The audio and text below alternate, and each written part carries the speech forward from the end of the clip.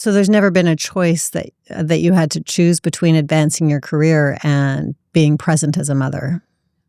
I think I've done my best to let both coexist, and I've always been very proactive in my communication with my kids about how important and how much I love my career and how much I love them as well in a different way, and we're allowed to have both. And I never really apologized for that. My kids always know that that's an important part of what mom does.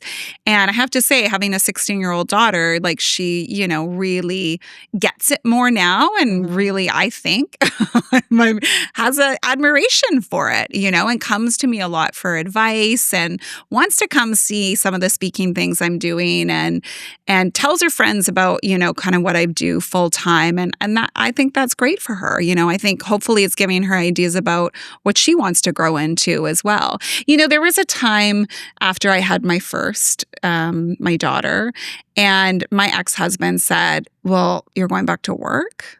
And I said, "Yeah, of course I'm going back to work." And he was like, "Well, I just thought you'd look into our daughter's eyes and just not want to leave her." And I remember feeling a lot of shame that there was this aspect of me that also felt really important and that I didn't want to stay home full time with her.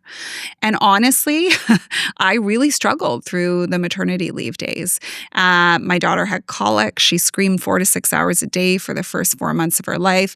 My ex at the time traveled quite a bit for work. I was very lonely, very isolated, and I missed that part of myself. And that actually was part of the impetus for co-creating Maturn, which supports women at work through key life stages. But we started with maternity leave because I really struggled as an ambitious, kind of younger career woman with reconciling my ambition and motherhood. Yeah. And so we wanted to provide support for women that might kind of feel similarly.